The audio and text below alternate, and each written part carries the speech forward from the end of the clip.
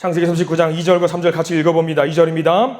여호와께서 요셉과 함께 하심으로 그가 형통한 자가 되어 그의 주인 애굽 사람의 집에 있으니 그의 주인이 여호와께서 그와 함께 하심을 보며 또 여호와께서 그의 범사에 형통하게 하심을 보았더라. 아멘. 오늘 이 말씀 가운데 하나님의 은혜가 넘치기를 기도하고 소망합니다. 우리 기도하는 마음으로 가슴에 손을 얹으시고 우리 함께 따라서 할까요? 하나님과 동행하겠습니다. 아멘. 우리 옆 사람 축복하면서 하나님과 동행하십시오. 할렐루야. 아멘. 하나님과 동행하는 복된 날 되시기를 소망합니다. 그래요. 오늘 수요일날 밤은요 많이 시원해져서 저녁에 잠자시기 주무시기 굉장히 좋을 것 같다라는 생각이 좀 들어요. 근데 이럴 때일수록 또 일교차가 있으니까 감기 조심하시기 바랍니다. 꼭 이렇게 말씀드리면 주일날 보면 기침 콜록콜록 하시는 분들이 계시는데 그러시면 혼낼 겁니다. 그러지 마시고 각별히 건강 신경 쓰시기를 바랍니다. 자, 우리가 오늘 말씀 제목 주보 보시면 아시겠지만 하나님과 동행한 사람들 해서 요셉 두 번째 이야기고요. 그 두 번째 곁가지 제목으로 뭐라고 혹시 나왔는지 혹시 주보 갖고 계신 분 한번 읽어보실래요? 시작. 아무도 안 갖고 계시죠? 야, 이게 좀 충격적인데요. 여러분들 주보. 세상 사람들은요, 그 사업할 때에 서로 간에 악수하고 제일 먼저 뭘 주는 줄 아세요? 남자들 보통? 명함을 주죠. 저는 뭐 드리는 줄 아세요? 주보 줘요. 주보. 여기 내 이름 나와 있다고. 여러분들 주보가 굉장히 좋은 내용들 많이 있으니까요. 늘 특별히 여기 여러분들 여기 보시면 오늘 이번 주는 안 넣었구나. 맞다. 묵상하는 글들이 있어요. 묵상하는 글들 같은 거 보면은 좋은 내용들 많이 있거든요. 한번 보시고 또 은혜 나누시면 좋을 것 같아요. 여러분들 이번에 우리 주보 지난주에 묵상하는 글 뭐가 나온 줄 아세요? 요거 찍어보신 분 계셔요? 찍어보신 분 한 번만 좀 찍어보세요. 뭐가 있는지 궁금하잖아요. 이거 찍으면 제 얼굴 나와요. 찍어보세요 나중에. 자, 오늘 말씀 제목은요 아마 이런 겁니다. 실패 같은 성공. 실패 같은 성공, 또 하나는 성공 같은 실패, 뭐 이런 내용으로 오늘은 말씀이 전개가 될 것 같아요. 요셉 이야기입니다. 믿음을 갖고 있는 사람들이 굉장히 헷갈리는 것이 하나 있어요. 뭐냐면요, 실패 같은 성공. 이게 실패예요, 성공이에요? 아리까리예요.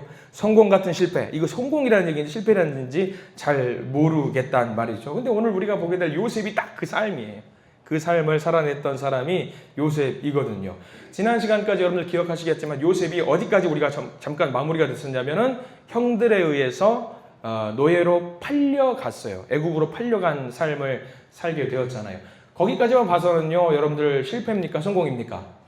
누가 봐도 그거는 실패예요. 실패한 겁니다. 출세길은 이제 보장받을 수 없이 대대손손 종의 노예의 삶을 살아야 되기 때문에 누가 봐도 실패입니다만 여러분들은 아시죠? 우리들은 알고 있습니다. 요셉이 실패한 게 아니라 그게 바로 성공이다. 그래서 우리는 그것을 뭐라고 말하느냐? 실패처럼 보이는 성공이라고 말할 때가 있습니다. 누가 봐도 실패예요. 실패.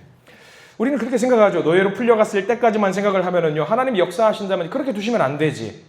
노예로 풀려나게 만들어주시고 화끈한 이벤트가 만들어져서 그렇지, 하나님 이렇게 역사하셔야지, 이게 맞지, 우리는 그렇게 생각을 합니다. 그러나 거기에 함정이 있습니다. 우리는 늘 우리가 가지고 있는 그 작은 지식으로, 우리가 갖고 있는 정보로, 논리로 하나님을 이해하고 하나님을 판단하려고 할 때가 굉장히 많이 있어요. 우물 안의 개구리라는 말 여러분들 잘 아실 겁니다. 아마 이게 우물 안의 개구리가 하나님을 설명하기 위해서 가장 좋은 그거예요. 하나님과 사람의 그 차이점. 하나님은 그 우물 밖에서 세상을 주관하고 계시죠. 그리고 우물 안까지도 들여다보시면서. 근데 사람은 뭐냐면 그 우물 안에서 자기가 생각하고 있는 이 하나님이 최고라고 생각을 한단 말이죠. 신앙도 마찬가지. 우리가 우물 안에서, 우물 안에 있는 그 세상이 전부라고 생각할 때가 굉장히 많이 있습니다. 젊은이가, 청년들이 일자리를 알아보고 있어요. 자기는 이런 직장에서 이런 일자리를 갖고 싶어 하는데 생각하는 일자리에 취직을 하면 간절히 원하는데 그래서 기도를 합니다. 하나님, 저 그 회사에 취직하게 해주세요. 거기 들어가게 해주세요. 하나님, 거기 가서 연봉은 이만큼 받았으면 좋겠어요. 저는 이런 차를 몰았으면 좋겠어요. 그리고 그 꿈들이 이루어져야지 그 청년을 뭐라고 생각하냐면 하나님은 살아계신다고 생각하고 하나님 역사하신다고 생각을 해요. 그거 맞아요? 틀려요? 그게 바로 우물 안의 개구리예요. 내가 생각하는 하나님 이래야 된다. 아니라는 거죠. 그게 아닐 수 있다는 거예요. 그 회사에 들어가는 거는 하나님의 뜻이에요? 자기의 뜻이에요? 자기 뜻이에요. 자기 생각입니다. 그 우리 뜻이에요. 그것은 우리의 사고방식 안에 하나님을 가두는 일이고 큰 실수지요. 그래서 세상 사람들은 그것을 자기 뜻대로 이루어지고 자기 뜻대로 마음대로 펼쳐지는 것을 성공이라고 말하기도 하고요. 또 다른 말로는 형통이라는 말을 쓰기도 합니다. 성공과 형통을 비슷한 맥락으로 우리는 이해하고는 합니다. 그래서 우리는 그런 말 쓰죠. 만사형통이라는 말을 씁니다. 얼마나 좋은 말입니까? 만사형통. 자, 여러분들의 인생에도 만사형통의 복이 있기를 축원합니다. 축복합니다. 뭔가 이상한 것 같죠? 이렇게 자연스럽게 나오면. 하나님이 주시는 만사형통이 있기를 축원합니다. 하나님 주시는 만사형통이 우리에게 있어야 돼. 세상적인 만사형통도 필요하겠지만 그것보다 그 너머에 계신 하나님이 주시는 만사형통이 반드시 우리 가운데 있어야 됩니다. 요셉의 삶이 그런 삶이었어요. 세상이 보는 만사형통이 아니라 하나님이 주시는 만사형통의 삶을 살았던 게 요셉입니다. 그래서 우리는 지난 시간에 37장 말씀을 중심으로 봤지만 오늘은 39장 말씀을 중심되게 볼 겁니다. 그래서 39장을 쭉 한번 볼 텐데 요셉의 이야기는 만사형통에 대한 이야기예요. 요셉의 별명이 하나 있습니다. 뭐죠? 꿈의 사람 요셉이라고. 또 하나가 있죠. 어떤 사람이냐면 별명 형통한 사람이라는 별명이 하나 더 있어요. 요셉은. 꿈의 사람이기도 하지만 하나 더 형통한 사람이라는 이야기가 있단 말이죠. 형통이라고 하면 우리는 막힘없이 출세해야 돼요. 그죠? 형통이라고 한다면 아프지 말아야 돼요. 형통한다라고 한다면 죄수가 되거나 감옥이 되면 안 됩니다. 그게 세상이 말하는 형통의 방식입니다. 형통이라고 한다면 돈도 많이 벌어야 되죠. 당연하죠. 근데 하나님의 형통은 그게 아니에요. 요셉은 그런 삶을 살지 않았어요. 정말 세상적으로 봤을 때는 감옥에 가고 노예로 팔리고 형통한 삶이 전혀 아님에도 불구하고 성경에서는 유일하게 형통한 자를 이야기했을 때 누구를 떠올리냐면은 요셉을 떠올리게 됩니다. 성경 그 어느 누구도 형통한다, 형통했다라는 사람을 말할 때는 요셉을 떠올리게 만들어줘요. 그럼 우리는 세상적으로 생각하는 형통과 하나님이 생각하시는 그 형통의 개념을 괴리가 있으니까 이 오해를 좀 풀을 필요가 있죠. 성경에서 요셉을 두고 형통한 자라고 말하는 것은요, 세상적으로 출세 가도를 달린다라는 말이 아니라 딱 하나예요. 뭐냐면 아마 오늘 말씀의 결론일 수도 있겠지만 저를 따라서 한번 해보실까요? 하나님과 함께한 자, 이게 성경이 말하고 있는 형통이에요. 하나님과 함께한 자가 형통한 자입니다. 자, 다시 한번 여쭤볼게요. 하나님이 주신 만사형통의 복을 누리시는 저와 여러분 되시기를 축원합니다. 이 말은 곧 하나님과 뭐 한다는 얘기예요? 동행한다라는 이야기예요, 여러분들. 늘 삶 속에서. 요셉의 인생을 두고 말하면 몇 가지 고비가 있었어요. 먼저는 뭐냐면 노예로 팔려갔을 때의 큰 고비죠. 세상적으로는 만사형통하지 않아요. 실패한 거죠. 그리고 보디발이라는 그 이집트의 장군의 집에서 누명으로 인해서 감옥에 끌려갔을 때 이것도 세상적으로 보면 실패한 거예요. 만사형통이 아니에요. 그리고 우리는 무슨 생각을 이게 형통이지라고 생각하는 게 뭐냐면 나중에 요셉이 애굽의 총리가 되었을 때 우리는 그렇지 그게 형통이지라고 생각을 합니다. 근데 성경에는요 노예로 팔려갔을 때에 형통했다라고 나와 있어요. 그리고 감옥에 끌려갔을 때에 형통했다고 나오고요. 나중에 애굽의 총리가 되었을 때는 형통했다는 말이 안 나와요. 성경에는 그게 우리가 잘 알아야 돼요. 이상하죠? 이게 뭐가 형통이냐고. 성경이 말하고 있는 형통과 우리가 생각하고 있는 형통이 굉장히 다르다라고 하는 거죠. 자, 우리 말씀 한번 볼까요? 39장 말씀을 볼 텐데 형통이라는 단어에 집중해서 한번 볼게요. 39장 2절과 3절 말씀 같이 한번 읽어봅니다. 시작! 여호와께서 요셉과 함께 하심으로 그가 형통한 자가 되어 그의 주인 애굽 사람의 집에 있으니 3절 그의 주인이 여호와께서 그와 함께 하심을 보며 또 여호와께서 그의 범사에 형통하게 하심을 보았더라. 자, 형통이라는 단어에 반드시 동그라미 표시를 해두시기 바랍니다. 지금 이 상황은요 노예로 끌려간 상황이에요. 형통이 아니란 말이죠. 그럼에도 불구하고 성경은 뭐라고 말하고 있냐면 그가 형통한 자라고 말하고 있는 거죠. 이게 굉장히 귀중한 진리죠. 왜 형통한 자가 되었느냐? 형통에 초점을 맞추지 마세요. 형통은 중요한 게 아니에요. 왜 형통하게 되었는지가 나와 있어요. 2절 말씀 잘 보세요. 제가 읽어드립니다. 왜 형통하게 되었느냐?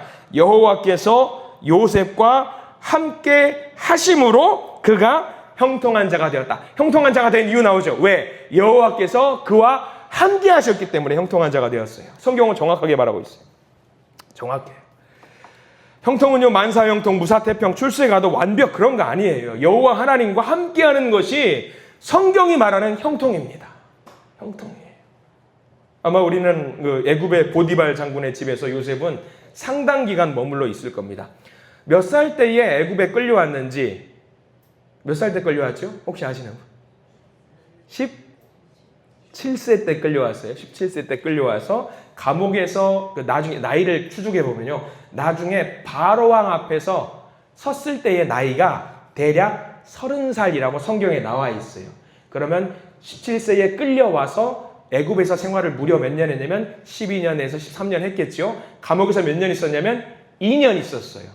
2년 좀 정도 있었어요. 그럼 보디발 장군의 집에 몇 년 있었냐면 대략 10년 정도 있었다라는 이야기로 우리는 추정할 수 있어요. 왜 이렇게 이런 이야기가 되면 다른 예배 시간에 이런 얘기 안 해요. 수요 예배니까 하는 거예요. 공부하는 거니까. 10년 정도 보디발의 집에 있으면서 애굽의 문화를 배웠을 겁니다. 그리고 보디발 장군은 고위층이에요. 그럼 무슨 문화를 배웠냐면 고위 공직자들의 문화를 요셉은 보고 듣고 익히고 배웠을 겁니다. 10년 살았으면은요, 알 거 다 알아요. 이제 그때부터 다 알아요. 그리고 감옥에 끌려갔을 때도 그냥 감옥이 아니에요. 여러분들 오해하지 마세요. 요셉은 대충 잡범들이 끌려가는 감옥에 가 있는 게 아니에요. 좀 이따 우리가 함께 볼 텐데 왕의 궁중 감옥에 갇혀 있었어요. 궁중 감옥. 궁중 감옥이라는 건 무슨 얘기냐면 잡범들이 들어오는 게 아니라 왕한테 어떤 잘못했거나 실수했거나 고위 공직자들이 잠깐 머물러 가 있는 그런 감옥에 갇혀 있었다라는 거죠. 그러면 요셉이 고위 공직자들의 연줄이라든가 인연을 맺기 굉장히 최적의 조건에서 요셉은 생활을 12년에서 13년 동안 했다라는 거예요. 이거는요, 세상 사람들은 감옥에 갇혔으니까 실패지, 노예로 갔으니까 실패지. 근데 여러분들 혹시 이 중에서 내가 능력이 있어서 청와대로 갈 수 있는 분들, 청와대 연줄에 있는 분들 한 분도 안 계실 겁니다. 근데 지금 요셉은 청와대에 연줄에 있는 사람들과 계속 교제를 만든 거예요. 이거 누가 하신 거예요? 하나님이 하신 거예요. 하나님이 하신 거예요. 우리는 대충 요셉, 이거 감옥에 갔구나, 노예로 끌려, 이게 아닌 거예요. 이런 역사를 하나님이 인도하셨기 때문에 그의 삶을 두고 우리는 뭐라고 이야기하냐면 형통한 삶을 살았다라고 이야기를 하는 거죠. 그리고 이 형통은 자기 혼자만 누린 게 아니에요. 중요한 것은요, 3절 말씀이거든요. 저는 이게 더 중요하다고 개인적으로 생각을 합니다만 3절 다시 한번 읽어볼까요? 3절 시작. 그의 주인 여호와께서 그와 함께 하심을 보며 또 여호와께서 그의 범사에 형통하게 하심을 보았더라. 자기 혼자만 형통을 누린 게 아니에요. 누가 봤어요? 보디발 장군과 그 가족들 모두가 요셉을 통해서 귀한 역사가 일어나고 있다는 것을 깨달았어요. 요셉이 보여주고 싶어서 나 보세요, 나 하나님이 함께 하시는, 그게 아니에요. 삶 속에서 스리슬쩍 은근슬쩍 내가 여호와 하나님과 함께 한다는 것을 보일 수 있었던 거예요. 그리고 보디발 장군이 보면서 야, 신기하다, 요셉이 하는 일은 뭐든지 잘 되네, 요셉이 하는 일은 뭐든지 잘 되네 하면서 모든 일을 맡겼잖아요. 여호와 하나님이 함께 하셨기 때문에, 형통한 것을 보디발이 받기 때문에. 그게 중요한 겁니다. 자, 그래서 보디발 장군이 노예로 끌려간 거기서 어떻게 했느냐, 여러분들은 아시다시피 집사의 역할을 감당하게 하죠. 5절 말씀 읽어봅니다. 5절 시작. 그가 요셉에게 자기의 집과 그의 모든 소유물을 주관하게 한 때부터 여호와께서 요셉을 위하여 그 애굽 사람의 집에 복을 내리심으로 여호와의 복이 그의 집과 밭에 있는 모든 소유에 미친지라. 이 5절의 고백은 누구의 고백이냐면 보디발의 고백이에요. 보디발의 고백. 하나님을 믿는 사람이 아니거든요. 근데 요셉으로 하여금 요셉에게 맡긴 모든 일들은 잘 되는 거예요. 야, 요셉에게 뭐가 있구나. 보디발 장군이 경험을 한 거죠. 이 보디발 장군에게 이 하늘의 복이 내려지는 것은 보디발에서 끝나는 것이 아니라 보디발 장군에서 누병을 시움 당해가지고 결국엔 감옥에 가잖아요. 감옥에 가도 하나님의 복이 임해요. 잘 나가는 것 같다가 감옥에 갇히게 됩니다. 사람들은 말을 하죠. 그거 보라고. 저게 무슨 성공이냐고. 잘 해봤자 결국 감옥 가면 끝이지 않냐고. 근데 하나님의 형통은요, 그런 것이 아니라고 세상 사람들이 생각하는 것과 다르다라고 말씀드렸어요. 하나님의 형통은 감옥에서도 이어지는데요. 쭉 넘어가 볼까요? 39장인데 21절, 22절, 23절 말씀 볼게요. 지금 요셉은요, 죄수입니다. 죄수의 신분인데 21절, 22절, 23절 일을 하거든요. 자, 21절부터 같이 한번 읽어보겠습니다. 21절입니다. 여호와께서 요셉과 함께 하시고 그에게 인자를 더하사 간수장에게 은혜를 받게 하심에 간수장이 옥중 죄수를 다 요셉의 손에 맡김으로 그 재반 사물을 요셉이 처리하고 간수장은 그의 손에 맡긴 것을 무엇이든지 살펴보지 아니하였으니 이는 여호와께서 요셉과 함께 하심이라. 여호와께서 그를 범사에 형통하게 하셨더라. 자, 여기도 밑줄을 그으셔야 될 게 23절 중간부터 여호와께서 요셉과 함께 하심이라. 밑줄을 반드시 그으십시오. 그리고 그 뒤까지 여호와께서 그를 범사에 형통하게 하시다. 형통도 동그라미 표시를 반드시 하시기 바랍니다. 아까 39장 2절 3절과 똑같잖아요. 형통이라는 것은 무엇이냐? 여호와 하나님께서 함께 하셨다라는 게 그것이 바로 형통이에요. 성경이 말하는 정확한 것. 형통은 뭐냐? 여호와 하나님과 함께하는 겁니다. 다시 한번 축복합니다. 여기 계신 모든 분들 하나님과 함께 하시는 복이 있기를 간절히 축원합니다. 형통의 복이 있기를 축원합니다. 형통의 복이에요. 그리고 여기서도 마찬가지예요. 아까 보디발 장군이 그 가족들이 모든 것을 요셉을 통해서 형통하게 된 것을 보았던 것처럼 여기 나와 있는 21절과 23절까지 이 말씀은 요셉이 형통하게 되었다, 잘 나간다라는 것을 누가 봤냐면 간수장이 봐요. 간수장이 보는 거예요. 야, 신기하다. 저 죄수가 뭐라고 왔는데 보디발 장군이 이제 데리고 왔는데 저 죄수가 하는 일 모든 것은 형통하게 되는구나. 그래, 내가 열쇠도 맡기고 어떤 행정적인 일도 맡기고 죄수에게 모든 것을 맡기는 거예요. 그것을 왜 하게 됐느냐? 간수장이가 그걸 맡기게 되느냐? 형통한 것을 자기가 받기 때문에. 우리가 이것을 좀 잘 알았으면 좋겠어요. 겉으로 보면 요셉은 점점 내리막길을 가는 거예요. 노예로 팔려왔지요. 그리고 종살이를 하고 있지요. 누명으로 감옥에 갇히게 되지요. 바닥에서 점점 바닥으로 세상 사람들이 봤을 때는 실패한 삶을 계속 살고 있는 건데 세상적으로는 실패한 것이라고 할지라도 믿음의 사람은 하나님과 함께 계신다라는 것이 중요해요. 그걸 기억해야 돼요.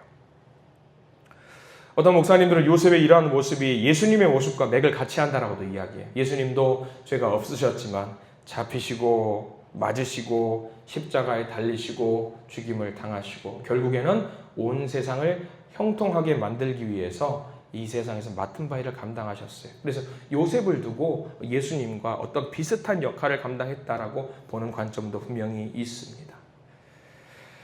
요셉의 모습을 보면서 우리가 먼저 깨달아야 될 것, 우리가 무엇을 하든지 성경적인 관점을 갖고 성공과 실패를 논했으면 좋겠어요. 성경적인 관점. 왜? 우리는 그리스도인이기 때문에 세상적인 관점을 가지고 성공과 실패를 논하면 안 됩니다. 절대로 안 됩니다. 제 예전 이야기를 한번 잠깐 하면 저희 개인적인 간증은 별로 안 하고 싶은데 제 중학교 1학년 때 저희 교회 학교에 여자가 17명이었어요. 남자는 2명이었어요. 꽃밭에서 살았어요. 이런 말 하면 안 되는데. 여자가 17명에 남자가 2명이었는데 저하고 제 친구가 1명 있었는데 저는 그때 여러분들 믿지 못하시겠지만 공부를 대단히 잘했어요. 안 믿으시는 거 알아요. 근데 제 같이 있었던 중학교 1학년 친구는 소위 말하는 지금 말하면 일진이었어요. 공부하고는 거리가 먼 친구였는데 교회에서 긴밀한 관계가 있어서 친한 친구였죠. 걔는 저는 중학교에서 고등학교로 넘어가고 그 친구는 중학교 2학년 때 중퇴를 했어요. 학교에서 맨날 그렇게 깡패짓을 하고 다니니까 애들 때리고 돈 뺏고 다니니까 중퇴를 당하죠. 근데 그 친구 지금 뭐하고 있느냐? 핸드폰 가게 4개 사장이에요. 벤츠 타고 다녀요. 남들이 봤을 때는 그때는 그게 실패였을지 몰라요. 그거 알 수 없는 거예요. 그리고 저는 남들이 봤을 때는 성공인가? 이 맥락 이상하게 가요. 여전히 저는 성공이라고 생각합니다. 근데 우리가 성경적인 관점을 보고 기도하는 사람들의 어떤 움직임들을 봤을 때 하나님은 실패처럼 보이는 것을 또 역전시킬 때도 있고 성공처럼 보이는 것들, 그런 것들을 실패로 만들 때가 있다는 것을 우리가 잘 알았으면 좋겠어요. 그게 중요해요. 그래서 우리가 말씀을 꾸준히 보는 겁니다. 하나님, 이게 성공인가요? 실패인가요? 하늘의 지혜를 주셔서 이거를 분간할 수 있도록 도와주시옵소서. 가장 중요한 건 성경적인 잣대를 가지고 판단하시기 바랍니다. 그리고 성경적인 형통을, 말씀적인 형통을, 하나님 주신 그 형통을 우리에게 달라고 여러분들 간절히 기도하셔야 돼요. 그게 무엇보다 중요합니다.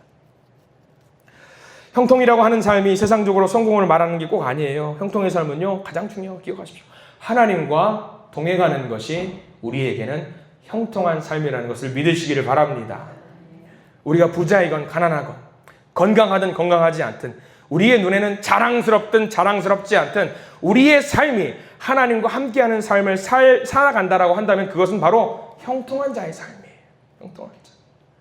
우리 모든 믿음의 성도님들 하나님이 함께 하시는 형통한 삶을 살아내시기를 축원합니다. 자, 하나 더 우리가 요셉의 삶을 통해서 배워야 될 것이 있어요. 요셉 잘 보십시오. 대단한 사람이에요. 여러분들 억울하면 어떻게 하세요? 내가 잘못한 게 아닌데 잘못했다고 운전하다가 나는 가만히 있었는데 누가 받았는데 갑자기 뒷목 잡고 당신이 그랬기 때문에 내가 이 사고 난 거 아니에요? 그러면 억울하잖아요. 그럼 어떡하세요? 내가 잘못한 게 아닌데 내가 오해를 받고 누명을 받을 때 여러분들은 어떻게 하세요? 아마 저라면은 복수의 칼날을 갈지 않을까 싶어요. 이게 사람이잖아요.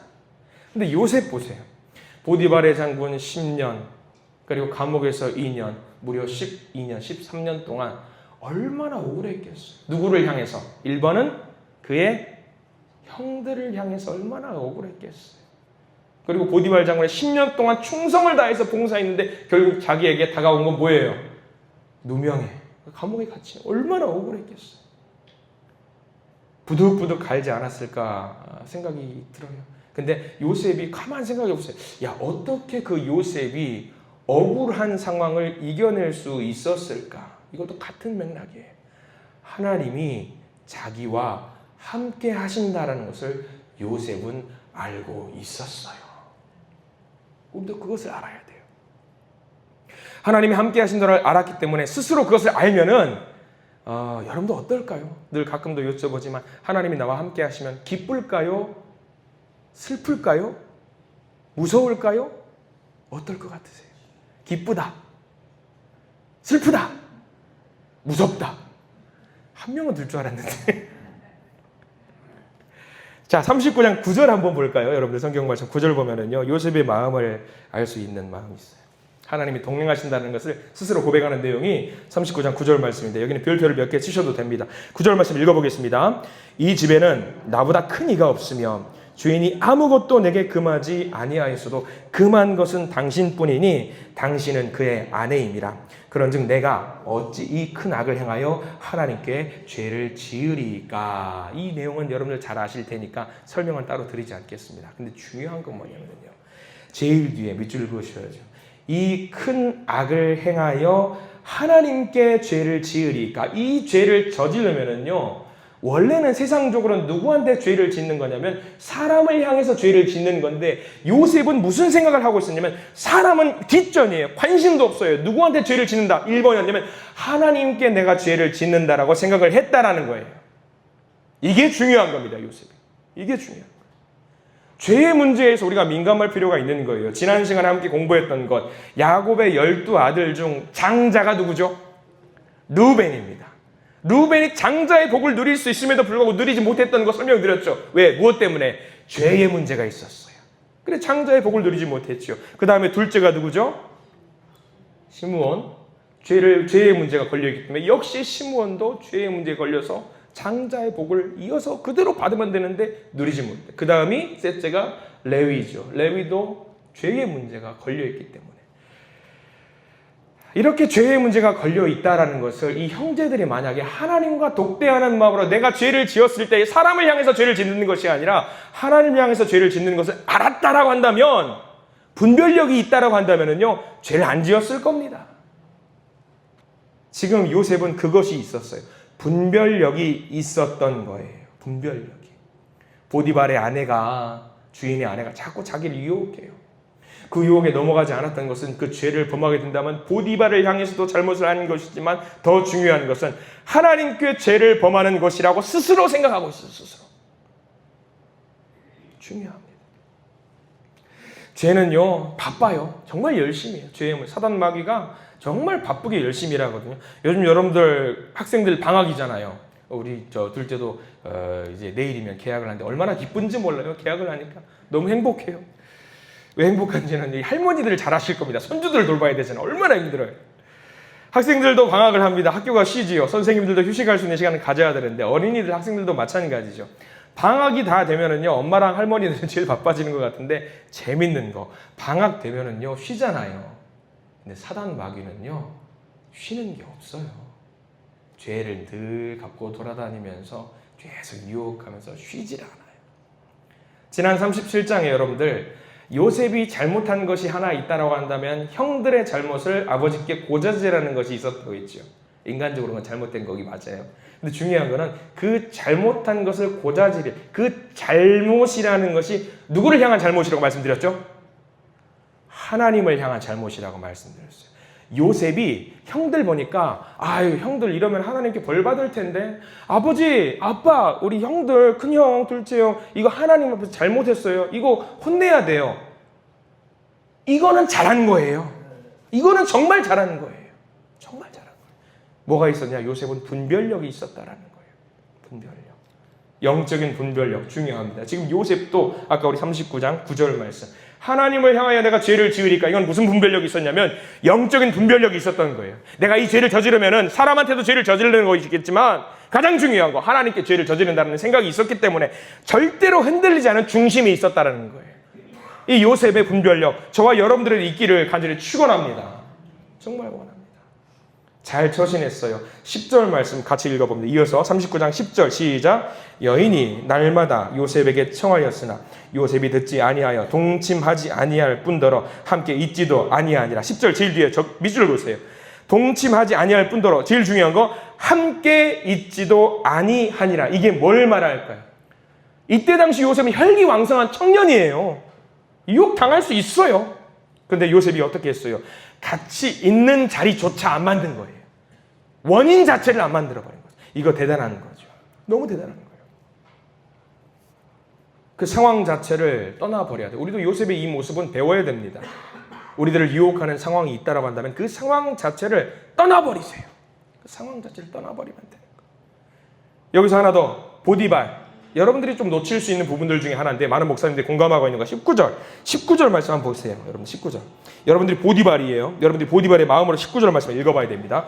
보디발 장군 한번 그 마음을 헤아려 보겠습니다. 19절 읽습니다. 그의 주인이 자기 아내가 자기에게 이르기를 당신의 종이 내게 이같이 행하였다 하는 말을 듣고 심히 노한지라. 심히 노한지라. 성경은요 정확하거든요. 노했다라고 한다면 왜 노했는지 반드시 적어요. 근데 여기 심히 노했다라는 말을 할 때 원래 우리 생각이라고 한다면 그 보디발 장군이 그가 요셉을 향하여 심히 노했더라라고 표현하는 게 맞는데 성경은 그렇게 표현하지 않습니다. 이게 뭘 말하는지 아세요? 요셉을 믿었을까요? 안 믿었을까요? 요셉을 믿었던 거예요. 보디발 장군.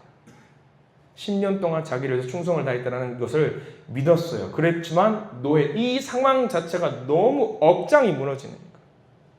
억장이 무너지는 거예요. 요셉이 이럴 사람이 아닌데 이걸 알았기 때문에 노하긴 노했는데 요셉을 향하여 노한 게 아니라 그 상황 자체를 두고 노한 거죠. 그리고 만약에 군대 장관이에요. 만약에 그런 잘못을 요셉이 했다라고 한다면 여러분들이 보디발은 어떻게 하겠어요?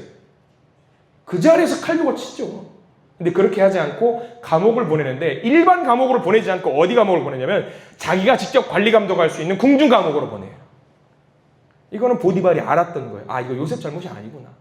근데 자기 체면 때문에 이걸 요셉을 그냥 그 자리에서 즉결 처분할 수 없었던 것을 이거는 뭐 검증된 건 아니지만 많은 목사님들이 공감하고 있는 부분들 중에 하나입니다.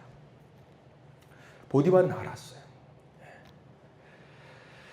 그래요. 이런 모습들이 보디발 그리고 보디발은 여기서 더 등장하지 않고 요셉의 모습을 통해서 우리 한 가지 중요한 사실을 알게 되는 거죠. 요셉은 평생을 두고 이렇게 죄와 싸웠어요.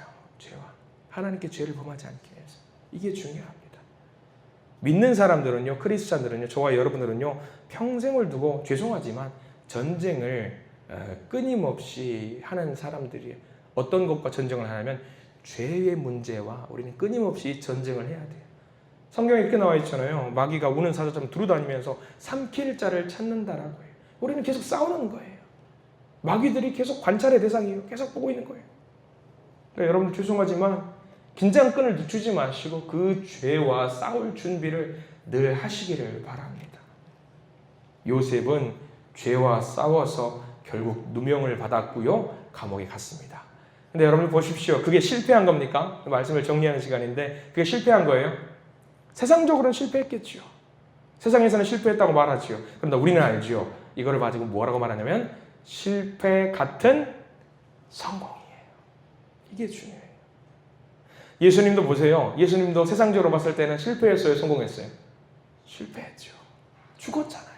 근데 우리는 알죠. 그게 뭐냐면 실패처럼 보이는 실패 같은 성공이라고 하는 게 그게 우리 믿는 자들의 삶이고요. 믿는 자들의 인생입니다. 여러분들 실패처럼 보인다라고 할지라도 너무 좌절하지 마세요. 믿는 자들은 그 끝에서 반드시 성공의 길로 인도하시는 그 하나님을 의지하시기를 바랍니다. 그 하나님을 온전히 의지해서 여러분들 요셉처럼 비록 잠깐 넘어져 있을 수는 있겠지만 성공 가도를 하나님 주신 그 형통의 길을 걸어가시는 저와 여러분들이 되시기를 이 시간 간절히 축복하고 축원합니다. 기도하겠습니다. 하나님 감사합니다. 요셉의 삶을 통해서 우리가 생각하는 성공과 실패가 하나님께서 보시는 것과 다를 수 있다는 것을 우리 다시 한번 깨닫게 됩니다. 우리의 삶이 때로는 쓰러지는 것 같고 실패한 것 같고 억울한 일을 만날 때에 낭망하는 것 같고 그러나 그 순간에도 하나님께서는 우리와 함께 하고 계심을 믿습니다. 우리에게 하늘의 복, 형통의 복을 허락하여 주시되 세상의 형통 당연히 구해야 되겠지만 세상의 형통만을 구하지 않게 하시고 하나님과 동행하는 하늘의 형통의 복을 누릴 수 있도록 우리들을 인도해 주시옵소서. 요셉처럼 죄의 유혹 앞에서 타협하지 않게 하시고 죄의 자리를 오히려 피하며 하나님을 두려워하는 믿음을 허락하여 주시옵소서. 언제 어디 있든지 하나님과 동행하는 삶을 살기를 원합니다. 우리들을 인도하여 주시옵소서. 예수 그리스도 이름으로 간절히 기도드립니다. 아멘.